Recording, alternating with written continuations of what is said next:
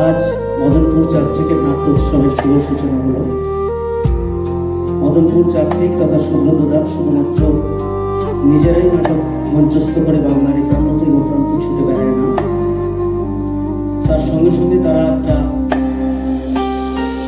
মঞ্চের আয়োজন করে থাকে, উৎসবের আয়োজন করে থাকে, যেখানে আরো পশ্চিমবঙ্গের বিভিন্ন প্রান্তের বিভিন্ন নাট্যদলরা এসে নাটক প্রদর্শন করতে পারে এবং স্থানীয় দর্শক সেই সব দূর দূরান্ত নাট্যদল প্রযোজনা উপভোগ করতে পারে। এই কাজটা মদনপুর যাত্রী দীর্ঘদিন ধরেই করে আসছে। সঙ্গে তাদের বলিষ্ঠ প্রযোজনা নিয়ে বাংলার প্রান্ত থেকে ও প্রান্ত ছুটে বেড়াচ্ছে। নাট্যোৎসবের দর্শক সংখ্যা একটু কম, এটা আফসোসের কোনো ব্যাপার নয়। দর্শক খুব হল ভরে থাকবে সবসময়, এটা আমরা আশাও করি না। তবে যে কজন আছেন উপস্থিত, তারা যদি মুখে মুখে একটু প্রচার করেন, আগামী যে আরও 3 দিন আছে নাট্যোৎসব, সেখানে দর্শকের সংখ্যা একটু বেশি হলে মঞ্চে যারা অভিনয় করেন, হাঁটাচলা করেন, কথা বলেন, আলো করেন, মিউজিক বাজান, তারা উৎসাহিত বোধ করবে, সঙ্গে আপনাদেরও ভালো লাগবে। 4 দিনের এই নাট্যোৎসব সফলভাবেই শেষ হবে এই কামনা করে মদনপুর যাত্রীকে সকলকে শুভকামনা, শুভেচ্ছা জানিয়ে আমার কথা শেষ করছি। নমস্কার। শ্রদ্ধা জানাই শ্রদ্ধেয় অভিনেতা বাপু চৌধুরী মহাশয়কে। এবার আমরা কিছু কথা শুনব অভিনেতা নির্দেশক শ্রী দেবাশিস সরকার মহাশয়ের কাছ থেকে। নমস্কার। আজকের সঞ্চালক বন্ধু বাবলু চৌধুরী এবং মদনপুর যাত্রিকের কর্ণধার নাট্য পরিচালক অভিনেতা সুব্রতদা, দর্শক আসনে যারা বসে আছেন তাদের সকলকে এবং যে সমস্ত নাট্যদল মঞ্চে নাটক পরিবেশন করবেন সকলকে আমার অন্তরের শ্রদ্ধা, অভিনন্দন। মদনপুর যাত্রিক প্রতি বছরই দুরকমভাবে উৎসব করে থাকেন। একটি নৈহাটি ঐকতার মঞ্চকে ঘিরে, আর আরেকটি নিজ বাসভূমিতে একটি ইন্টিমেট স্পেস আছে, সেখানেও নাটকের আয়োজন করে থাকেন। এবং এই দুটি জায়গাতেই আমরা একাধিকবার নাটক করেছি। নাট্যচর্চা, কবিতার ক্লাস, নাটকের উৎসব, প্রতি বছর নাটক নির্মাণ এবং সেটা সারা বছর ধরে পশ্চিমবঙ্গের বিভিন্ন প্রান্তে তাদের প্রদর্শন করা। একটি দলের যা যা কর্মসূচি থাকে তা অক্ষরে অক্ষরে পালন করেন। সপরিবারে গোটা পরিবার জুড়েই সংস্কৃতির সঙ্গে সদস্যরা যুক্ত। ফলে তারা নৈহাটিতে একটি আয়োজন করেছেন এবং সেই আয়োজনে দর্শক কম। মদনপুর থেকে নৈহাটিতে দর্শক আনা সবসময় সম্ভব হয়ে ওঠে না যদি না নৈহাটির দর্শক বা নৈহাটিতে প্রচুর নাটকের দল আছে তারা এগিয়ে না আসেন। এখন যেহেতু এই সময় একটা সিজন শুরু হয়ে গেছে, ফলে প্রত্যেকটা দলের অধিকাংশ লোকই বিভিন্ন জায়গায় ছড়িয়ে ছিটিয়ে আছে। আমরা আজকে এসেছি, আগামীকাল আমাদের নিজেদের নাটক আছে, আগামী পরশু আবার চন্দননগর চলে যেতে হবে। ফলে ধারাবাহিকভাবে হয়তো উপস্থিত থাকা যাবে না, কিন্তু ঘুরিয়ে ফিরিয়ে 2-4 জন লোক এলেও তো, যারা এই এত টাকা অর্থ খরচ করে এই আয়োজন করেছেন। এবং সর্বোপরি আজকে প্রথম যে নাটক বিজয়দার দলের নাটক, তার নাটক ধারাবাহিকভাবে সুপ্রযোজিত। যত নাটক দেখেছি, যেহেতু তারা কলকাতায় বসে নাটকের চর্চা করেন, ফলে তাদের নাটকের মান তার মানে এই কথা বলছি না যে গ্রামগঞ্জে যারা নাট্য চর্চা করছেন তাদের নাটকের মান খারাপ, তা নয়। কিন্তু আমি লক্ষ্য করেছি যে বিজয়দার নাটক যেহেতু অধিকাংশই পূর্ণাঙ্গ নাটক এবং কয়েক বছর ধরে সেখান থেকে একটু ছোট নাটক করছেন, ফলে তাদের নাটকের মান বেশ ভালো। ফলে সেই নাটকও খুব একটা দর্শক থাকবে না, এটা আমাদের কাছে আফসোসের। তবে যাই হোক, ওই পুরনো কথা ঘুরিয়ে ফিরিয়ে বলতে হয়, তাতে সুতো থাকুক আর না থাকুক, মদন তাঁতিকে তাঁত চালিয়ে যেতে হবে। যেতে হবে এই কারণে, কারণ তার চর্চাটাকে তো ভুললে চলবে না। আবার কবে হাতে সুতো আসবে, তারপরে আবার তাঁত চলবে, তা তো হতে হয়, তা তো চলতে পারে না। ফলে অভ্যাসটাকে, চর্চাটাকে চালিয়ে যেতেই হয়। আমার বিশ্বাস মদনপুর যাত্রিক যে চর্চা শুরু করেছিলেন বহু বছর আগে, সেই চর্চা অব্যাহত থাকবে, সেই চর্চা তারা চালিয়ে যাবেন। আজ থেকে আগামীকাল, আগামী পরশু, আগামী তরশু আরো লোক বাড়বে, এই কথা বলে সমস্ত লোককে আর একবার আমার তরফ থেকে অন্তরের শ্রদ্ধা, শুভেচ্ছা, অভিনন্দন জানিয়ে আমি উৎসবের সাফল্য কামনা করে আমার কথা শেষ করলাম। ভালো থাকবেন সবাই, নমস্কার।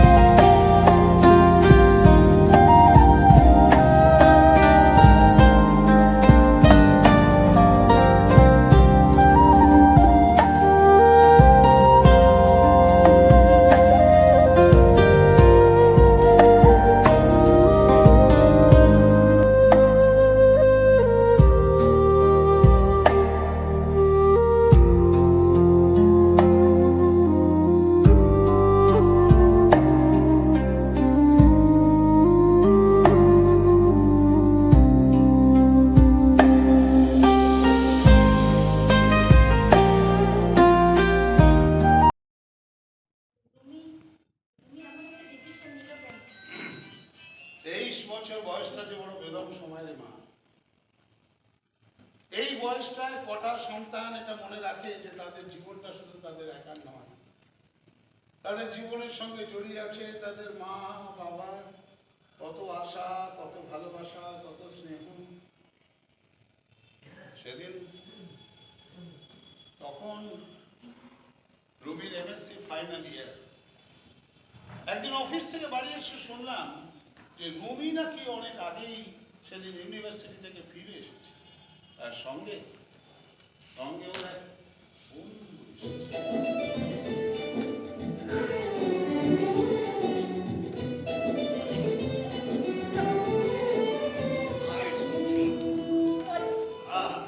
অনেকদিন বাদে পেয়ে আরে দরজা খোলা থাক।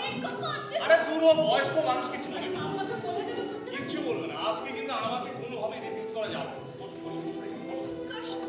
শোন, আজকে আমাকে না করো না, প্লিজ প্লিজ, আজকে না করো।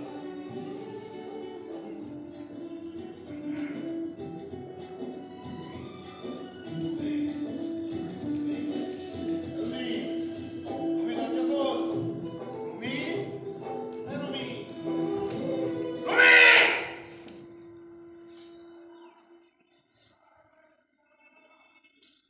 তোরা ভদ্রস্থ হয়ে বাইরের ঘরে আয়, আমি ভবেনকে চা দিতে বলছি।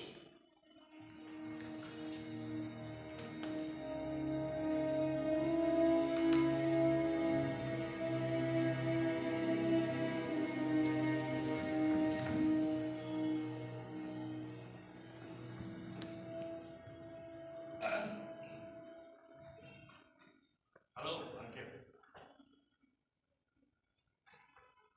আপনি বোধহয় আমার উপরে একটু বেশি রেগে আছেন, তাই না? তো সেটাই কি স্বাভাবিক নয়? হ্যাঁ, হ্যাঁ, সেটাই কি স্বাভাবিক নয়?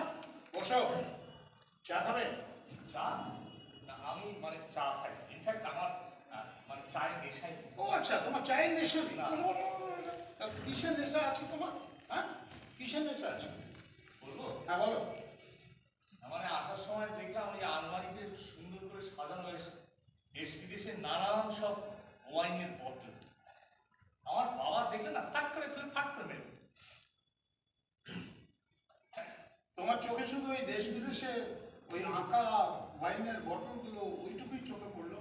হ্যাঁ, আর পাশে যে রাশি রাশি ভালো ভালো সাহিত্যিকের সুন্দর সুন্দর বইগুলো রয়েছে তার একটাও চোখে পড়লো না, মানে বোতলগুলো আগে চোখে পড়েছে। বোতলগুলো আগে চোখে পড়লো? না না, এটা তোমার দোষ না, তোমার দোষ না। আসলে এগুলো তো আকাশ থেকে পড়ে এরকম হয় না, এগুলো বাড়ির থেকেই তো সবটা তৈরি হয়।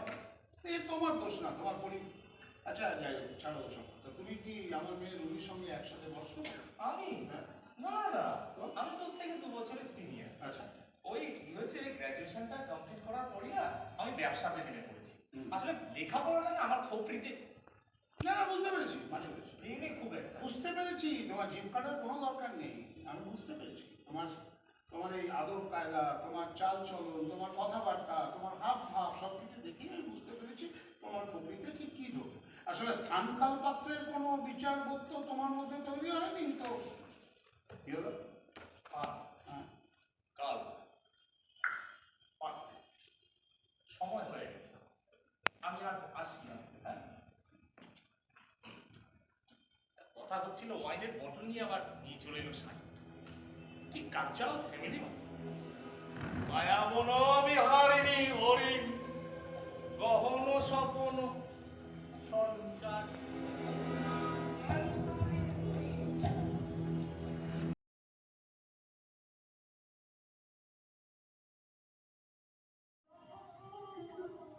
আমার দ্বিতীয় শত্রু আমার এই খোদার ব্যথা। এর সঙ্গে কেমন করে আমি লড়াই করবো বলতো? এই দুই শত্রুর সঙ্গে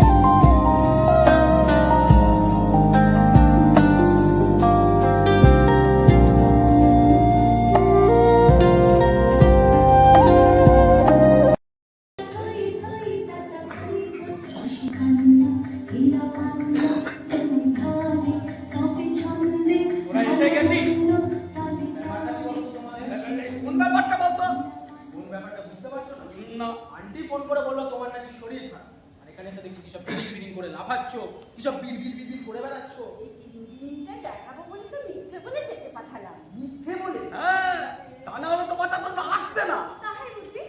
তা মা, তোমার শিউলির মালা কোথায়? যেটা তুমি এই ঢেরে বয়সে আঙ্কেলের গলায় পড়াবে?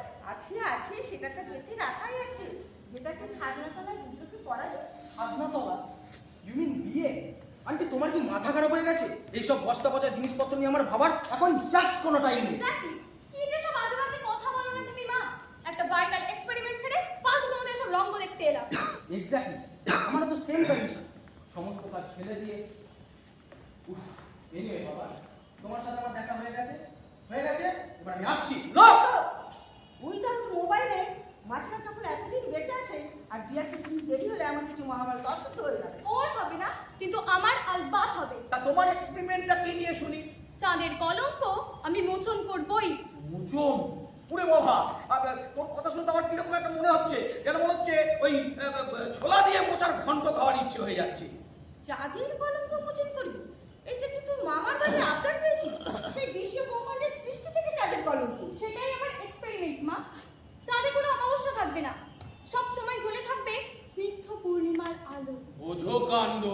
হ্যাঁ, তাহলে চা মুন্ডার পুজো হবে কি করে? আরে অমাবস্যা ছাড়া তো। এদের অদর্শী ভাবনা। এখন ওসব গণেশদের পুজো কেউ করে না বাবা। এখন আমাদের গণেশ হচ্ছে Thomas Alva Edison, Einstein. Tina, what a fantastic experiment.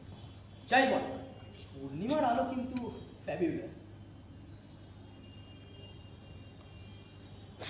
তাহলে তোমরা এখানে থেকে যাও আর যাতায়াত করো না। You both will stay here. Okay. শোনো, কেউ এখান থেকে এক পা নড়বে না। যতক্ষণ না আমি বলবো ততক্ষণ না তোমরা এখান থেকে এক পাও নড়বে না।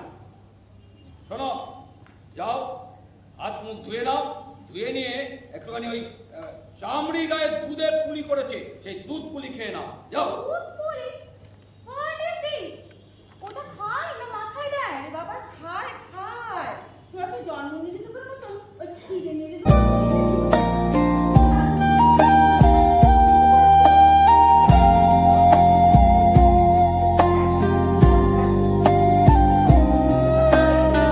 আমার এক মিনিট সময় নেই মিস্টার।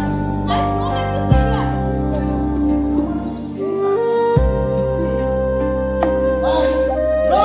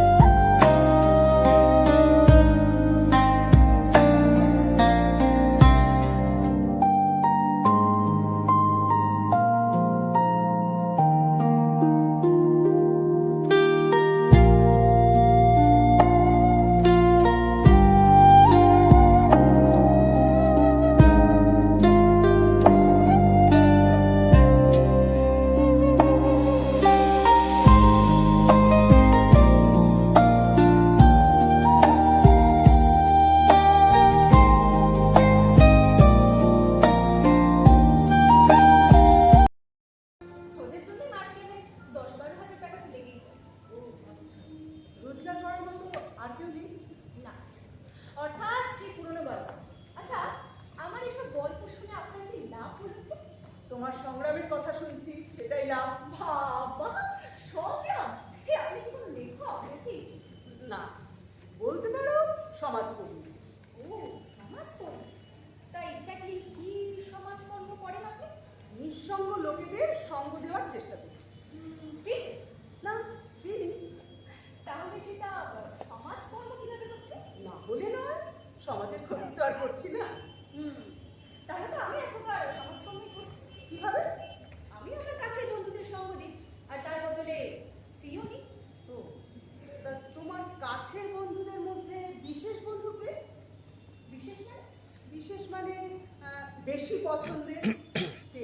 আবির? আচ্ছা, আবির কি আপনার কেউ হয় নাকি? ওর নামই জানতাম না। তুমি আসার একটু আগে ও এখানে এসেছে সঙ্গী খুঁজতে। কি সঙ্গীত খুঁজছে? হ্যাঁ, তবে ও যেমন সঙ্গী খুঁজছে তা আমরা দেবো করতে। তুমি আবিরকে ভালোবাসো? ভালো, আমি সব বন্ধুকেই বাসি। বাজে কথা, সবাইকে ভালোবাসা যায় না। আচ্ছা, তুমি যে এইভাবে ঘুরে বেড়াও, তাতে আবির রাগ করে না? ওর রাগে কার কি যায় আসে বলুন তো? ও কি পারবে মাস গেলে 10-12 হাজার টাকা?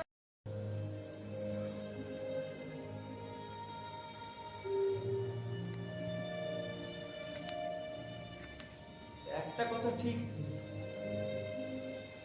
এই ঘটনার জন্য হয়তো তোর মার একার দোষ ছিল না, আমারও কিছুটা দোষ ছিল। একটা গ্যাপ তৈরি হয়েছিল যেটা পূরণ করার চেষ্টাই করিনি আমি বা পারিনি। কিন্তু সংসারটা ভেঙে যাক এটা আমি একেবারেই চাইনি। আমি বিশ্বাস কর, চাইনি। কে ভাঙলো সংসারটা? তোর মা। আমার মাকে ছাড়া তুমি আর কার কাছে যেতে বলো তো? আর কোথায় যেতাম রে আমি? সেটা তো তুমিই ভালো জানবে। তোর মা তোকে সব কথা বলেছে? যেতে কি না বলো? না না বীর না, তোর মা সত্য বলেনি সত্য। ওরে, আমার কর্মস্থল আর সংসার ছাড়া আমার অন্য কোথাও যাওয়ার জায়গা ছিল না। আমার কোথাও যাওয়ার জায়গা ছিল না। মা তো ঠিক কথাই বলেছে, তোমার স্বভাব তো এখনো বদলায়নি। যদি বদলাতো তাহলে রূপুর বয়সী একটা মেয়ের জন্য না তোমার মনটা এরকম উথাল পাথাল হতো না। আবির, তোমার বাবা কারো সঙ্গের জন্য উতলা হয়ে ওঠেনি, বরঞ্চ আমরাই তার নিঃসঙ্গতা দূর করার জন্য তাকে একজন সঙ্গী দিয়েছিলাম। সেটা রূপু না হয়ে অন্য কেউ হতে পারত। ইনফ্যাক্ট উনি তো একজন বয়স্ক সঙ্গী চাইছিলেন। কি চেয়েছিলেন, পুরুষ নাকি মহিলা? ধরো উনি আমাকেই চাইছিলেন। এরপর তো দেখছি আপনাকেও আমার মা বলে ডাকতে হবে। সে আর কি করে ডাকবে? বাবাকে তো ত্যায্য করে বসে আছে। মিস্টার দাম, আপনি চুপ করুন। আবির, তোমার সুস্থ চিন্তা শক্তি একেবারে নষ্ট হয়ে গেছে। তোমার মনের শুভ বুদ্ধির উদয় হোক এই কামনা করি। শুনুন, আপনার না বিমাতা সুলভ অ্যাডভাইসের আমার কোনো দরকার নেই। একা থাকতে থাকতে না ওর মনটা খুব ছোট হয়ে গেছে। ওর বাবা পুরোপুরি অন্যরকম। একদিনের পরিচয় আমি বুঝেছি ম্যাডাম। তুমি একদিনের পরিচয়কে এত কিছু বুঝে গেছো? আচ্ছা রূপ, তুমি আমার কথাটা শোনো।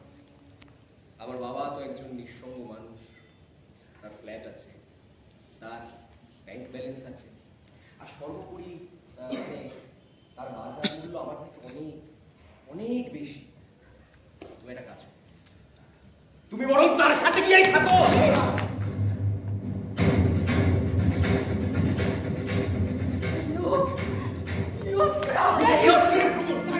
না মিস্টার দাম, আমাকে ছেড়ে দিন, আমি ওকে খুন করে ফেলবো।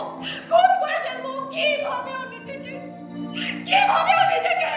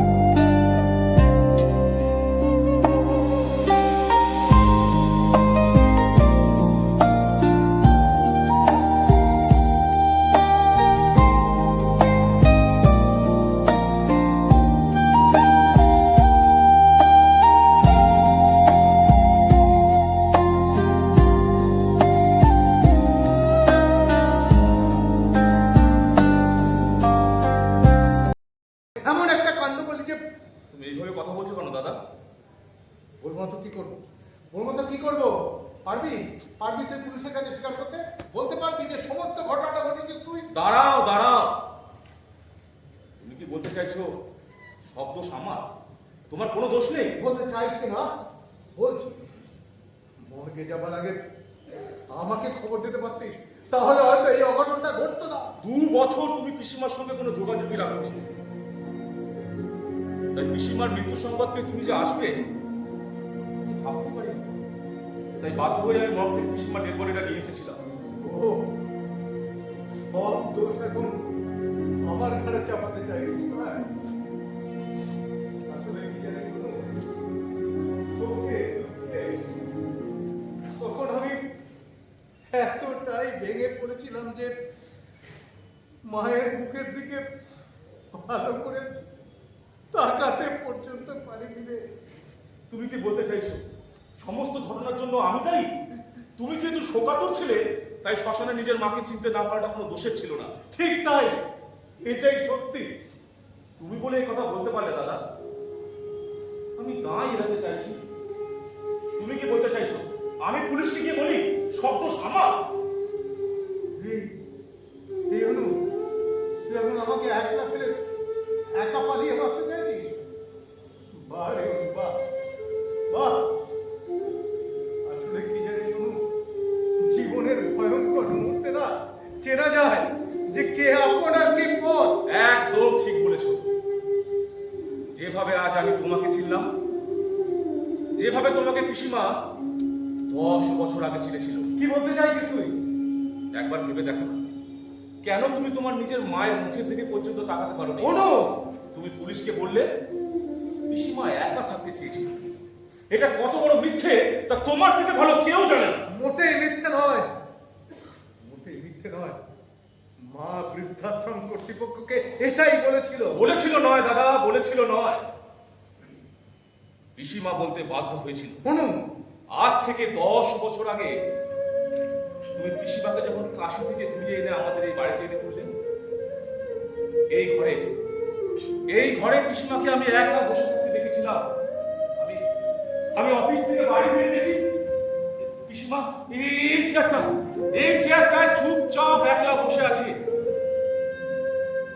বৌদিকে পাঠিয়ে দিয়েছিলে তুমি বাপের বাড়িতে। তখনই পিসিমা বুঝতে পেরেছিল তার জীবনে একটা বিরাট ঝড় আসছে।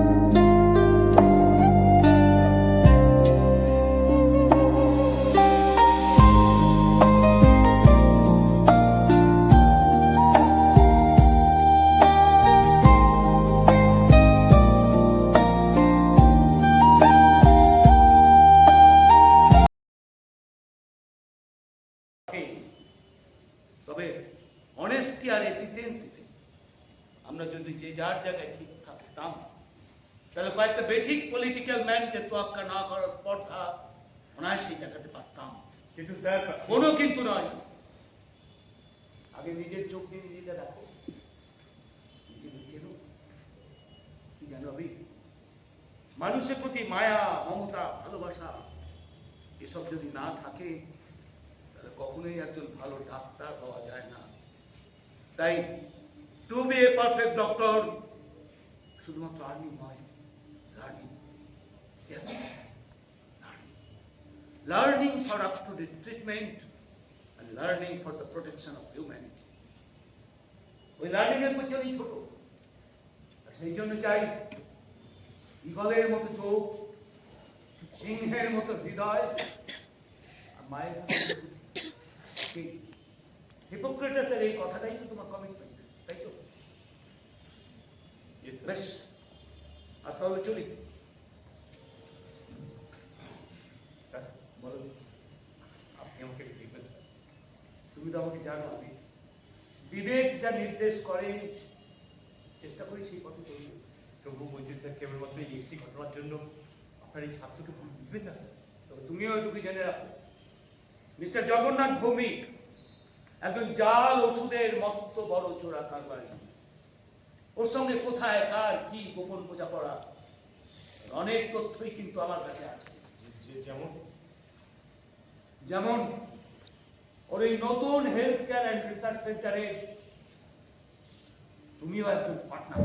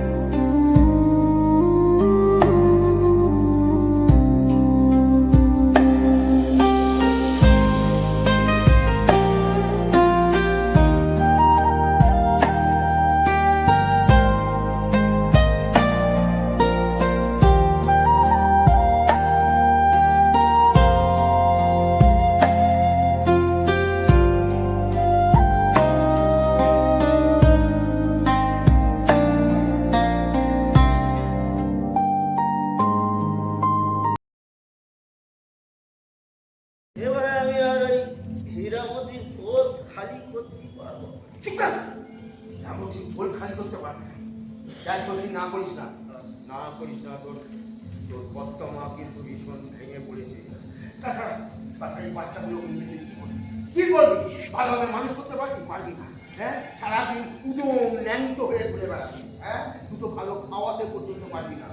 তার থেকে ওই বাচ্চা আমার ঘরে গেলে ভালোভাবে মানুষ হবে, ভালো খেতে পারবে, ভালো পড়তে পারবে, বড় স্কুলে আমাকে ভর্তি করে দেবো। বল বল বল বল বল, হ্যাঁ এটা আমি ঠিক বলিনি? বল, হ্যাঁ তার জন্য জানি অনেক অনেক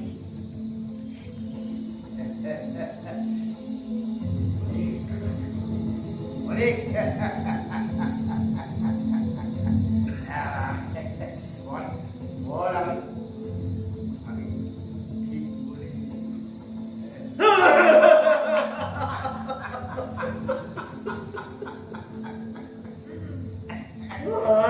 ভগবান, এ মুখে কত উপকারের বলি রেখা রেখে দিয়েছো। সারা ঘর নাই, ঘর নাই, পরের ঘরে বাতি জ্বালাই। আয় রে জীবন, আমি কি নিয়ে বাঁচবো? সারা জন্ম দিলাম, অথচ পাপতি পারলাম না, পাপতি পারলাম না।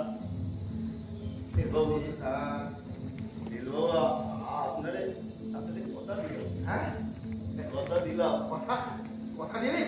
আপনার বউয়ের কোল আমি ভরি দিব, আপনার কথা দিলাম। কি যন্ত্রণা, এ কি জ্বালা, জ্বালা কি বিপদে পড়লাম। ভেবেছিলাম বাপটা তো শোনা হলো না। আচ্ছা আচ্ছা, বলতে পারে সুতোটা কার হাতে বাঁধা, এই গলতটা কোথায়, কার হাতে সুতো বাঁধা, এই গলতটা চেষ্টা করে আপনি বলেন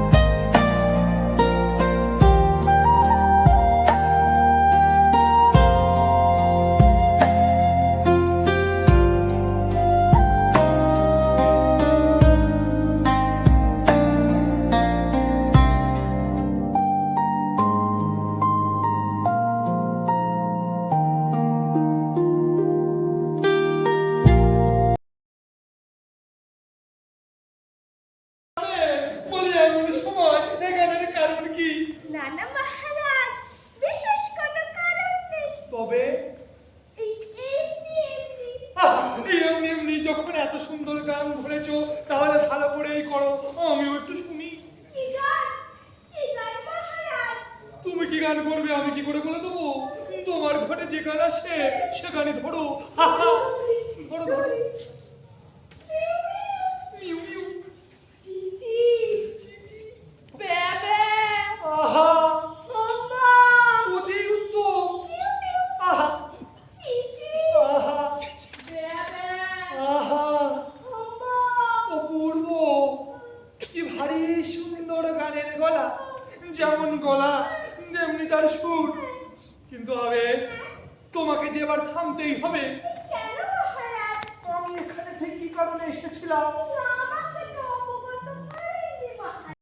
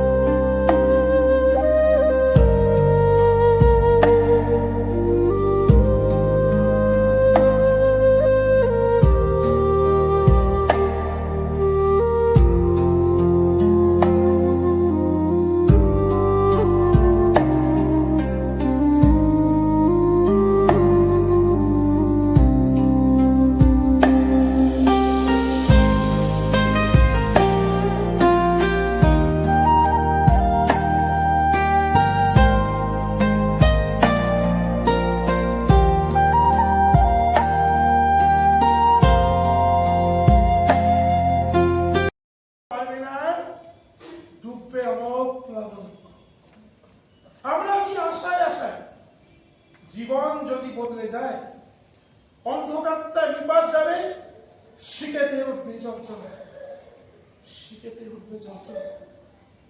না থাক থাক, আমাকে আমাকে আর তোমাদের মধ্যে কেউ না, আমার তো বয়স হচ্ছে, এই বেশ ভালো আছে।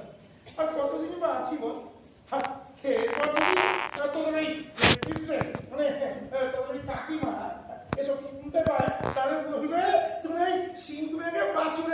দেখেছো?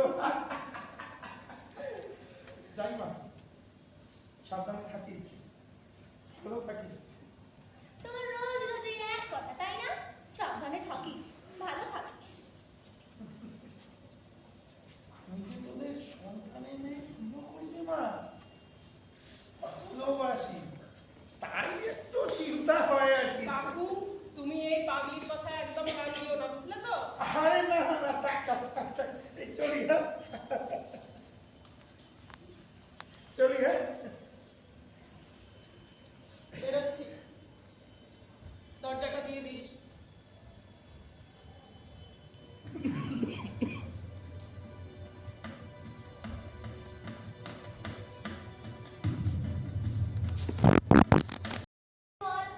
কোথা থেকে কি হয়ে গেল আমি বুঝতে পারিনি।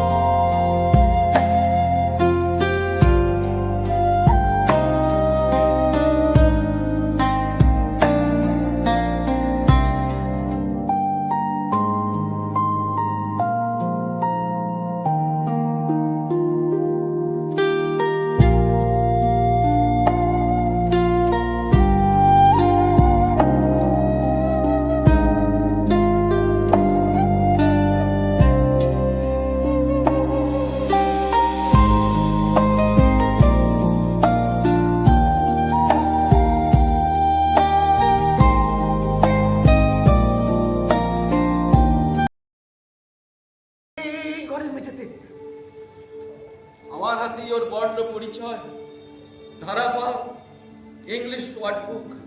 একদিন ওর মা আমাকে আর আমার স্ত্রীকে হাত জোর করে অনুরোধ করলো যাতে যাতে আমরা ছেলেটাকে দেখি।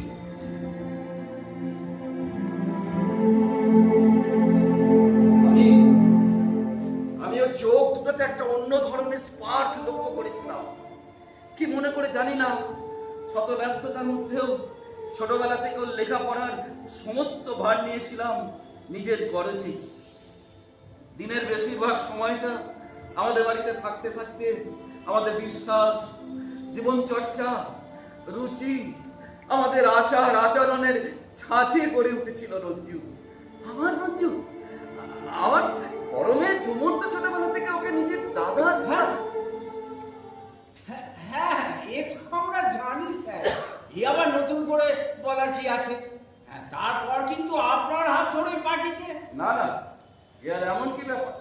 তবে he was the bright chap, intelligent, পরিশ্রম। তার মধ্যে নেতা হওয়ার যে মেটেরিয়াল আছে সেটা আমি বুঝেছিলাম মিলের সামনে শ্রমিকদের হরতালের দিন ওর ভূমিকা দেখে। আমার মনে আছে সেই দিনটার কথা।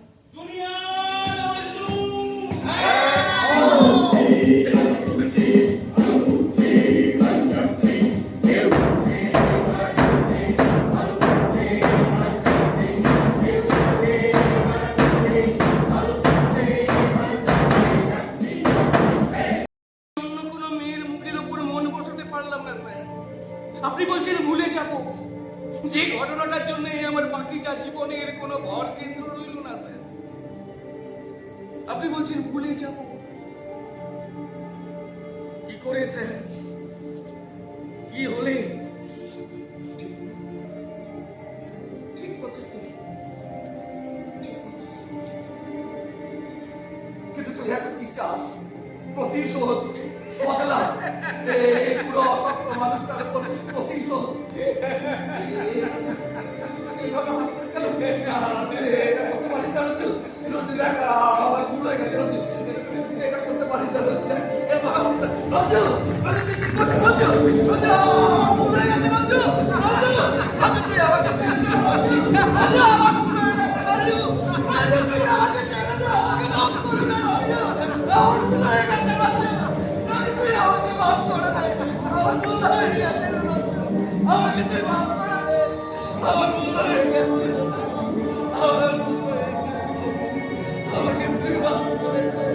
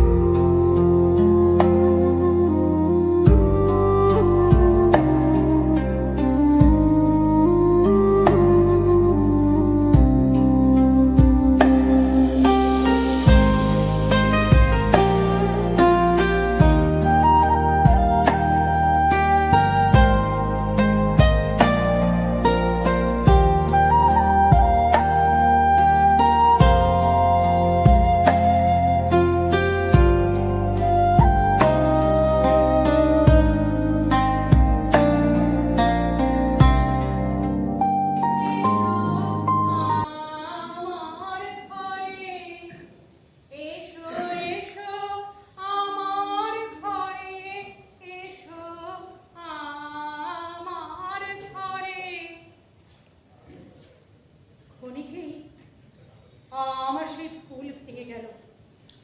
বর্ত নয়, সাক্ষাৎ যেন যমদূত। আমি তাকে জমের মতো ভয় করতে লাগলাম। মাছকে বড়শি দিয়ে ধরলে তার যেমন অবস্থা হয়, আমারও ঠিক তেমনই অবস্থা হয়েছিল। কিছুতেই তার হাত থেকে রেহাই পাইনি।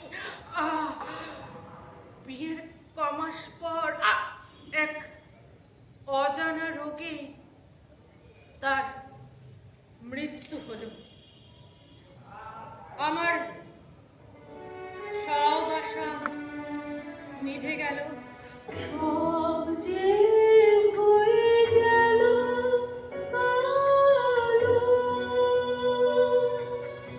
নিভে গেল দিনের আলো।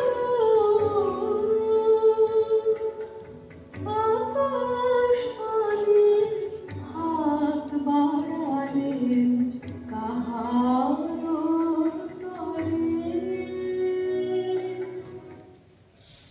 আমার পরম পূজনীয় শ্বশুরমশাই, যিনি আমার হস্তরেখা বিচার করে বলেছিলেন, সুলক্ষণা নক্ষত্রী মেয়ে, মা নক্ষে আমার ঘরে গিয়ে ঘর আলো করবে।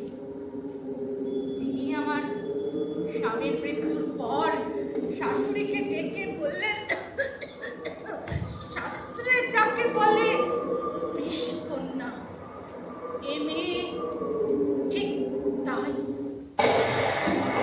সকলের কাছে আমি তখন বিষকন্যা। আমার রক্তে বিষ, বিশ্বাসে বিষ।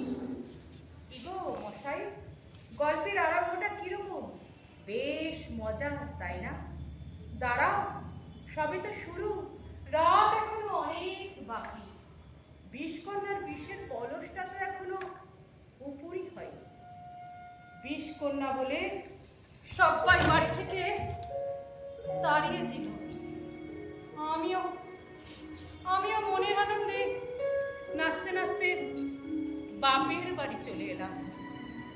বাপ মাকে আগেই খেয়েছি, নিজের বলতে ছিলেন একমাত্র দাদা, বিয়ে করেনি, তাই তার কাছেই ফিরে এলাম।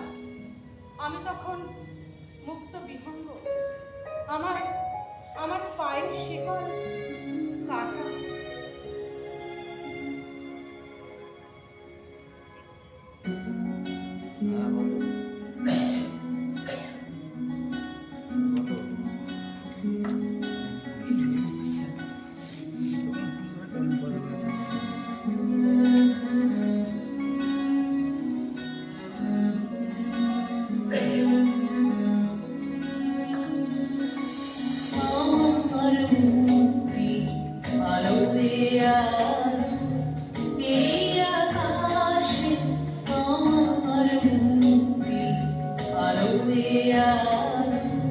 বয়স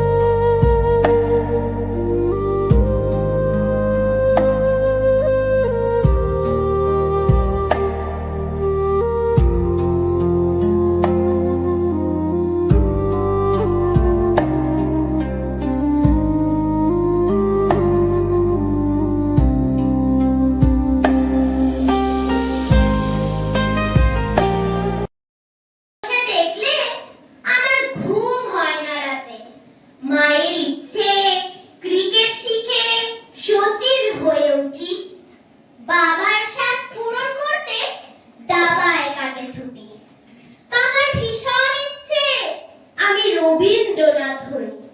তার প্রতিজ্ঞা ভাইপোটাকে লিখতে শেখাবই। মায়ের সঙ্গে ফি রবিবার ড্রয়িং শিখতে যাই। এসব সাজা বাদ সাধলে বেজায় সাজা পাই। সব কিছুতেই প্রথম হই, সবাই কিন্তু চান। শেখার ওজন বেড়ে আমার প্রাণ করে আনচান। শেখার চাপে হাঁপায় ছুটি, কোনখানে বিশ্রাম। বিশাল প্রতিযোগিতা এর হচ্ছে পরিণাম। আমার মতো আরো অনেক অনুজ প্রতিমদা ঘুরিয়া মাতিয়া বেড়ায়, বাহিরিতে চাই দেখিতে না পায় কোথায় কারার দ্বার। কেন রে বিধাতা পাষাণ হেন, চারিদিকে তার বাঁধন কেন? ভাঙরে হৃদয়, ভাঙরে বাঁধন, সাধরে আজকে প্রাণের সাধন, লহরীর পরে লহরী তুলিয়া আঘাতের পরে আঘাত কর।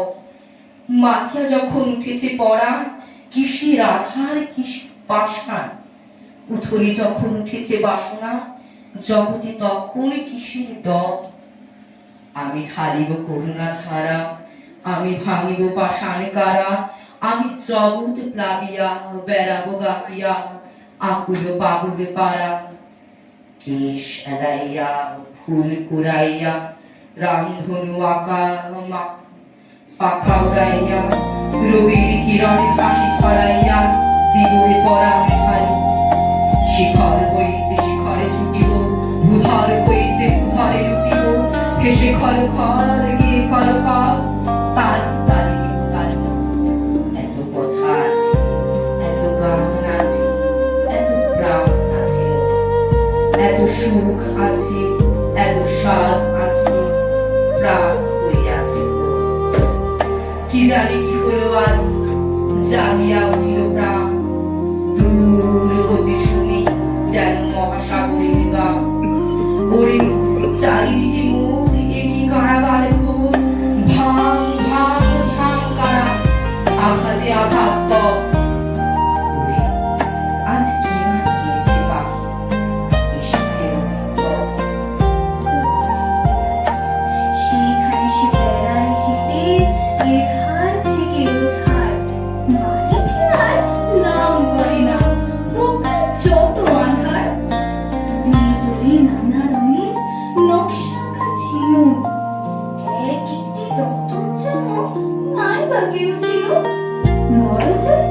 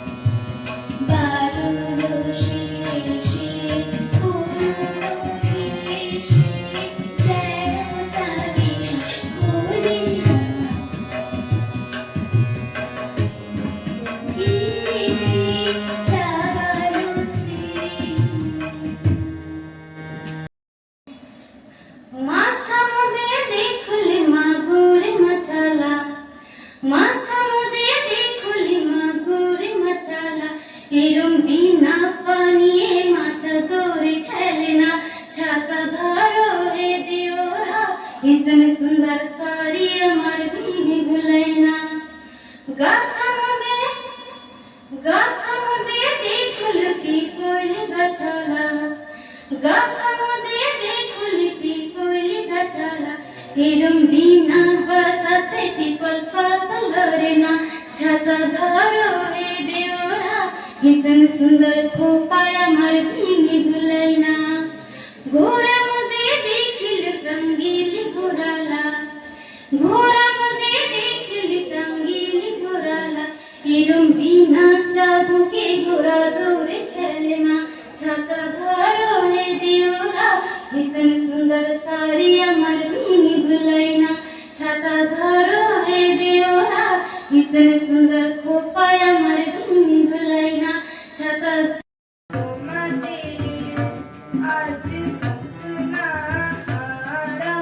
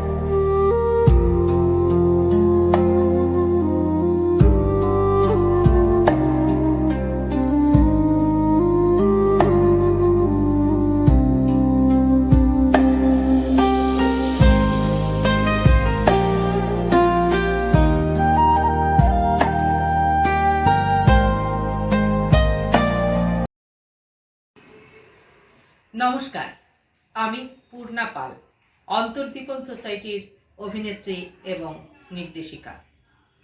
প্রতি বছরের ন্যায় মদনপুর যাত্রিক এই বছরও একটি নাট্য মেলার আয়োজন করেছে নৈহাটি ঐকতান মঞ্চে 2রা ডিসেম্বর থেকে 5ই ডিসেম্বর পর্যন্ত। সেখানে সারা পশ্চিমবঙ্গ থেকে অনেক দলই আসছে নাটকের ডালি নিয়ে। আমরাও থাকছি বন্ধুরা আমাদের বদনাম নাটকটি নিয়ে 5ই ডিসেম্বর। আমরা আসছি, আপনারাও আসবেন, কিন্তু দেখা হবে। ধন্যবাদ। থিয়েটারের জয় হোক।